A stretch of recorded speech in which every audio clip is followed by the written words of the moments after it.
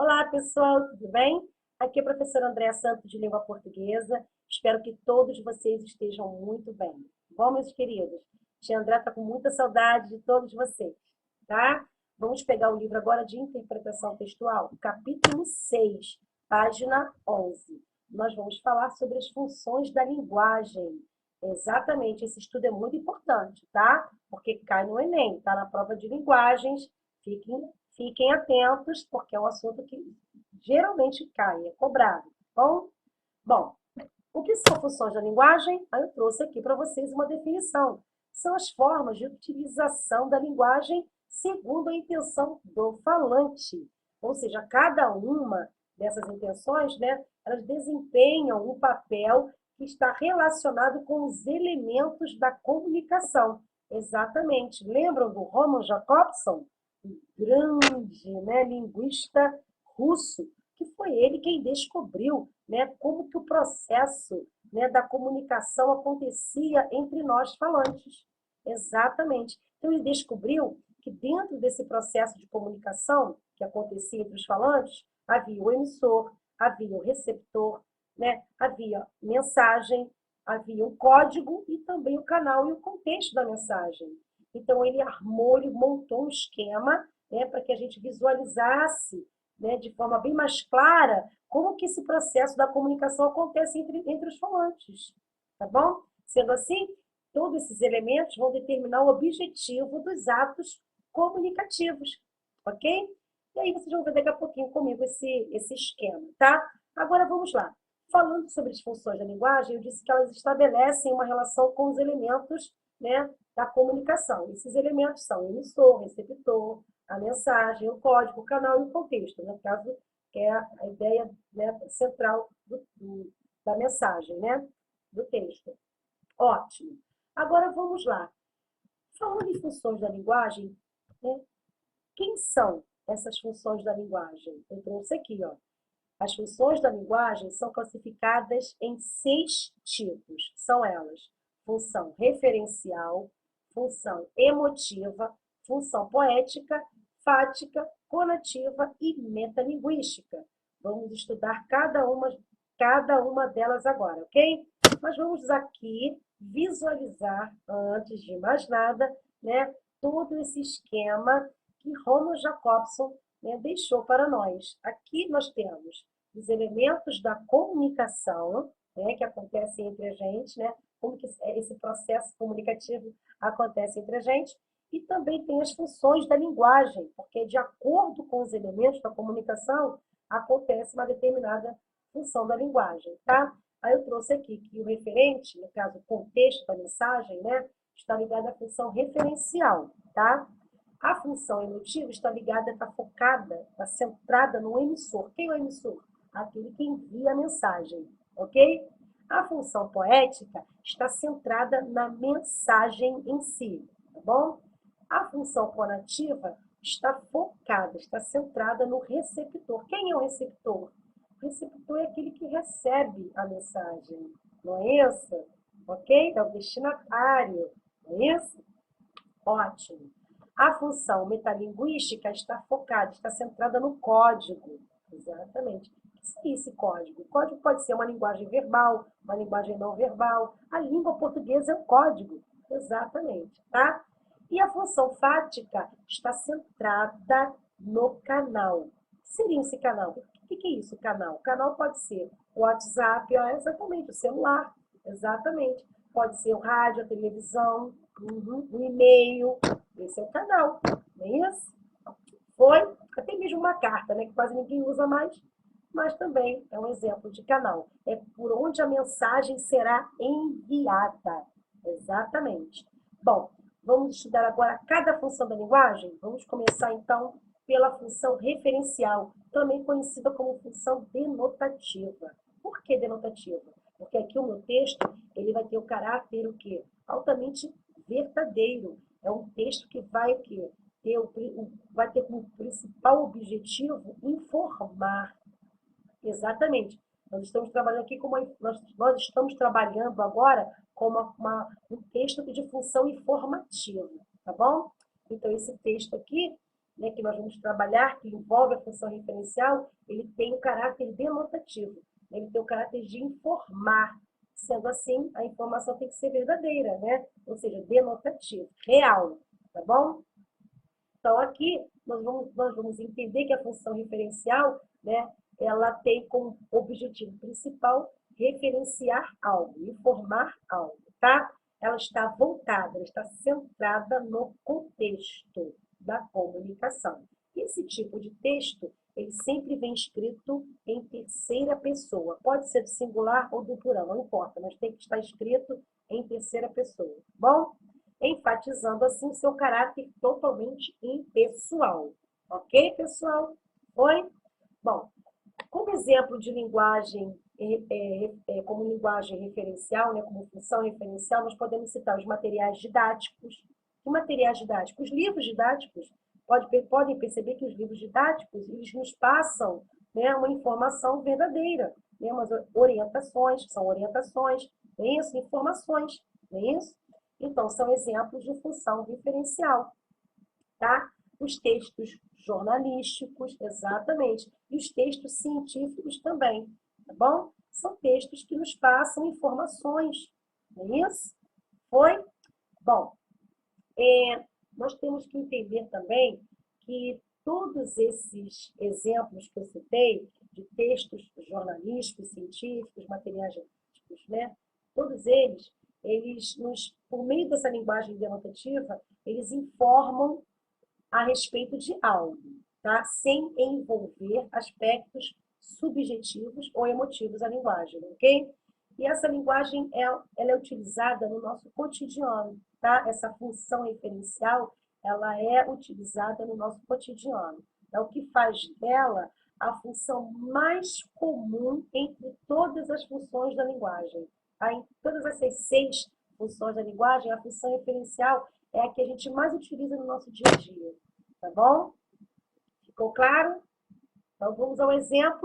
Eu trouxe aqui um texto, né? Eu tirei do jornal, né? Então, aqui nós temos uma notícia, né, de jornal. É um texto jornalístico, ok? Que diz assim: de acordo com os dados facultados pela Polícia Militar, sobe para 12 o número de vítimas em estado grave após o confronto entre as equipes de futebol nesta quarta-feira, entre as quais 3 mulheres. Então, aqui nós temos um texto jornalístico, né, em que a função referencial, né, ou função denotativa, se faz presente. Ok? Próxima função, função emotiva, também conhecida como função expressiva, né? Ela tem como objetivo principal transmitir suas emoções, sentimentos e subjetividades por meio da própria opinião. Esse tipo de texto, então, ele sempre vai aparecer escrito em primeira pessoa, tá, pessoal? Pode ser primeira pessoa do singular ou primeira pessoa do plural, não importa, mas tem que estar escrito em primeira pessoa, tá? E está voltado também para o emissor, ou seja, a função emotiva, ela está centrada, ela está focada no emissor. Quem é o emissor? Aquele que envia a mensagem, ok? Uma vez que possui um caráter pessoal agora, tá bom? Quero falar sobre a função emotiva. Como exemplo aqui da função emotiva, nós podemos citar os textos poéticos, as cartas, os diários, todos eles são marcados pelo uso de sinais de pontuação, por exemplo, reticências, ponto de exclamação e outros, ok? Então, nós temos aqui uma função emotiva, né, que possui um discurso subjetivo que tem como objetivo comover, emocionar o leitor, né? Então, o emissor, ele vai enviar uma mensagem desse tipo, que é para comover, né? Que é para emocionar o leitor, ok? E é um discurso marcado por sinais de pontuação, como eu já falei anteriormente, tá? E tem que estar sempre na primeira pessoa, do singular ou do plural, não importa, ok? Então, eu trouxe um exemplo aqui, olha aí, eu trouxe 2 trechos, tá? O primeiro é o trecho do poema Canção do Exílio. Canção do Exílio todo mundo já conhece, de Gonçalves Dias. E o segundo exemplo, eu retirei um trecho do soneto de Fidelidade, de Vinícius de Moraes. Então, vocês vão perceber que esses 2 exemplos, né, esses 2 trechos, eles expressam, vou mostrar aqui pra gente, né, que foram escritos em primeira pessoa. Vamos ver o primeiro exemplo? Diz assim: não permita Deus que eu morra sem que eu volte para lá, sem que desfrute os primores que não encontro por cá, sem que ainda aviste as palmeiras, onde canta o sabiá. Então, nós temos aqui esse trecho mostrando que realmente foi escrito em primeira pessoa, tanto que ele utilizou, né, o pronome eu. Então, aqui eu tenho uma função emotiva, tá, pessoal? Agora vamos lá. O segundo exemplo, agora do soneto de fidelidade de Vinícius de Moraes. E assim, quando mais tarde me procure, ó, primeira pessoa, me procure, quem sabe a morte, angústia de quem vive, quem sabe a solidão, fim de quem ama. Lindo, né? Então, aqui eu tenho exemplos, tá, de função emotiva, ok? Próxima, função poética. Cuidado, hein? Não confundam função poética com função emotiva, ok? Vamos lá, função poética, né? Agora o emissor, ele vai estar preocupado de que maneira a mensagem será transmitida, por meio da escolha das palavras, das expressões, né? Ele pode escolher as palavras, as expressões, ou até mesmo das figuras de linguagem. Por isso aqui, o principal elemento comunicativo é a mensagem. Então, a função poética, ela está centrada, focada somente na mensagem em si. É diferente da função emotiva, não é isso?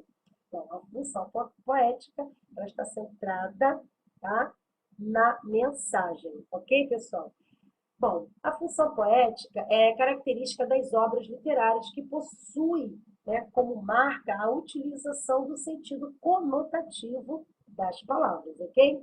Note que aqui, né, nesse tipo de função, não pertence somente aos textos literários também não, tá, gente? Também encontramos a função poética na publicidade ou também nas expressões cotidianas, tá? Em que há o uso frequente de metáforas, provérbios, anedotas, trocadilhos, músicas.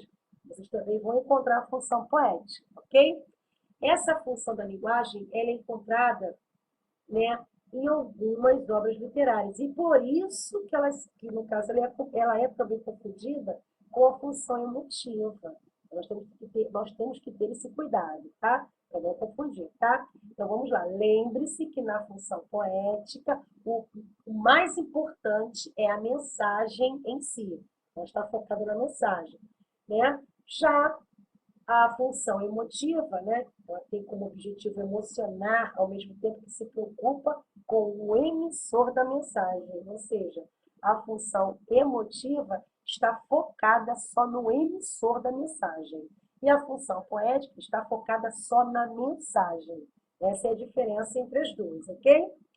Entre essas duas funções, tá bom? Foi? Então, eu trouxe aqui um exemplo, exatamente, de função poética. Trouxe um trecho da música de Caetano Veloso, chamada Você, Linda. Eu adoro essa música, né? Diz assim: fonte de mel, nos olhos de geisha, kabuki máscara, choque entre o azul e o cacho de acácias, luz das acácias. Você é mãe do sol, a sua coisa é toda tão certa, beleza esperta. Você me deixa a rua deserta quando atravessa e não olha para trás. Linda, sabe viver. Você é linda sim. Linda, né? Então, essa música, esse trecho dessa música, vocês podem perceber que tem metáfora. Quando ele fala assim, ó, você é mãe do sol. Aí, nós temos a figura de linguagem, é metáfora, né? Então, é bem diferente, tá, pessoal, da função emotiva, tá bom? Função poética está centrada somente na mensagem. Função emotiva está centrada no emissor, tá bom, pessoal? Vamos agora para a próxima função, a função fática. Exatamente. Tem como objetivo estabelecer ou interromper a comunicação, de modo que o mais importante é a relação entre o emissor e o receptor da mensagem. Ou seja, o foco aqui né, recai sobre o canal da comunicação. O foco da função fática está centrado no canal. Esse canal pode ser o WhatsApp, né, o celular, né? Pode ser o rádio, televisão, não é isso? O canal. Bom, mas quando se fala em função fática, aqui eu estou mostrando para vocês aqui que vai estabelecer uma relação entre o emissor e o receptor, ou seja, vai haver o quê? Um diálogo entre o emissor e o receptor, tá bom? Então, esse tipo de função, pessoal, é muito utilizado nos diálogos, tá? Como, por exemplo, nas expressões de cumprimento, de saudações, né? Discurso ao telefone. O diálogo pode ser ao telefone também, não é isso? Foi? Bom, então vamos aqui. Vamos ver aqui o exemplo? Eu trouxe um exemplo para vocês. Esse exemplo mostra uma conversa ao telefone, tá? Então, eu trouxe aqui esse exemplo de uma conversa telefônica, tá? O emissor conversando com o receptor. Então, aqui eu tenho uma função fática. Olha só. Consultório do Dr. João, bom dia. Aí a outra pessoa responde, bom dia. Precisava marcar uma consulta para o próximo mês, se possível. Aí a outra pessoa responde, o doutor tem vagas apenas para a segunda semana, entre os dias 7 e 11. Qual a sua preferência? Aí a outra pessoa responde, dia 8 está ótimo. Então, tem aqui um diálogo ao telefone. Emissor conversando com o receptor. Eu tenho aqui uma função fática, ok? Função fática. Próxima função agora, conativa ou apelativa. Essa função é caracterizada por uma linguagem persuasiva agora, tá? Que tem o intuito de convencer o leitor, tá? Por isso, o grande foco está no receptor da mensagem. Exatamente, a função conativa, ela foca, ela centraliza sempre no receptor da mensagem. Quem é o receptor? Aquele que recebe a mensagem, tá? Então, esse tipo de texto costuma se apresentar sempre na segunda ou na terceira pessoa, tá, pessoal? Sempre com a presença de verbos no imperativo e o uso do vocativo. Quem são verbos? O que são verbos no imperativo? São verbos que expressam ordem, pedido, não é isso? Conselho, não é isso? E o uso do vocativo é o chamamento, né? É quando você evoca alguém, você faz um chamamento, ok? Bom, essa função aqui, conativa, apelativa, ela é muito utilizada em propagandas, em publicidades e até mesmo em discursos políticos, tá? A fim mesmo de influenciar, né, o receptor por meio da mensagem que está sendo transmitida, tá? Então, assim, se você escreve um texto que tem como objetivo, né, convencer, persuadir, cativar, né, com certeza você está utilizando a função conativa da linguagem, ou seja, a função apelativa, ok? Então, vocês já sabem, né, que as características dessa função é convencer, persuadir o receptor, não é isso? É utilizar a segunda ou terceira pessoa do singular ou do plural, não importa, mas tem que ser segunda ou terceira pessoa, tá bom? Sendo que o discurso sempre vai estar centrado no receptor, tá bom? E vamos encontrar também verbos no imperativo, vamos encontrar também vocativo, bom? Então, eu trouxe aqui um exemplo. Eu trouxe aqui um texto publicitário, exatamente, uma propaganda que diz assim, ó, seja doadora de leite materno e faça diferença na vida de muitas crianças. Doe, incentive e ajude a escrever um futuro brilhante para quem mais precisa. Informe-se no banco de leite da sua cidade. Então, perceberam que o texto aqui utilizou, né, verbos no imperativo. Ó, seja doadora de leite materno e faça a diferença, tá vendo? São verbos, né, no imperativo. Seja, faça, né? Doe, incentive e ajude. São verbos no imperativo. Então, eu tenho aqui uma função conativa, né? Ou função apelativa, ok? E a última agora, a sexta função, é a função metalinguística. O que seria a função metalinguística? É aquela que está sendo caracterizada pelo uso da metalinguagem, ou seja, é a linguagem que refere-se a ela mesma. Dessa forma, o emissor, ou seja, aquele que envia a mensagem, ele vai explicar um código utilizando o próprio código. Exatamente. Vou mostrar aqui o exemplo para vocês, tá? Então, nessa categoria, ou seja, nessa função metalinguística, os textos que merecem destaque são as gramáticas e os dicionários. Ou seja, a função metalinguística, ela ocorre justamente quando eu tenho um código e eu quero decifrar aquele código, eu quero entender aquele código, eu quero saber o significado daquele código. Quando eu encontro um significado, eu estou explicando o código com o mesmo código, não é isso? Eu estou utilizando o próprio código para explicar aquele código, ou seja, para explicar aquele código. Isso acontece muito, gente, nos dicionários. Exatamente. Eu trouxe aqui um exemplo. Quando você quer procurar um verbete, né, um vocábulo lá no dicionário, você quer procurar uma palavrinha, o significado daquela palavrinha, daquele vocábulo. Ou seja, aquele vocábulo é o código. Então, você vai procurar o significado desse código. Ou seja, você está praticando a função metalinguística aí dentro. Ou seja, você vai encontrar, né, a explicação daquele código, né, dentro do dicionário. Ou seja, é um código, né, explicando o outro. Ou seja, você vai encontrar o significado daquele código que você quer decifrar. Eu trouxe aqui o exemplo da palavra dicionário, né? É um substantivo, né, do latim dictione, né? Dictione. Aí aqui vem a definição desse código, ó. Coleção de vocábulos de uma língua, de uma ciência ou arte, dispostos em ordem alfabética, com seu significado ou equivalente na mesma ou em outra língua. Então, aqui ele está dando a definição desse código, né, dessa palavra dicionário que eu quero entender. Então, eu estou utilizando né, a própria explicação do que é dicionário dentro desse código de dicionário. É interessante. Isso é função metalinguística. Tá bom, pessoal? Ou seja, eu estou explicando o código através dessa definição encontrada dentro do dicionário. O dicionário é um exemplo, né, de função metalinguística, né? E aí nós temos outros exemplos também, né? Também a gente pode encontrar a função metalinguística. Ela pode ser encontrada num vídeo que tenha como tema, né, filmes, uma música ou um poema que fale sobre a música ou o poema, respectivamente, né?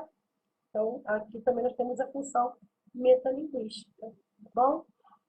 O texto que descreva, né, sobre a linguagem textual ou documentário cinematográfico que fala sobre a linguagem do cinema, também são alguns exemplos também, tá bom? Mas esse do dicionário ficou perfeito, né? Ou seja, você pega uma palavrinha do dicionário, você quer decifrar aquele código, ela tem o significado dele, né? Vem explicando, né, o significado daquela palavra que você está procurando. Isso é função metalinguística, tá bom? Bom, pessoal, encerramos aqui os nossos estudos sobre funções da linguagem. Tá? Desejo a todos bons estudos. Não esqueçam, tá, de colocar o nomezinho de vocês aqui no comentário para poder marcar a presença de vocês, tá bom, pessoal? E não esqueçam de dar um like nos nossos vídeos. Fiquem todos com Deus e até o próximo vídeo. Tchauzinho!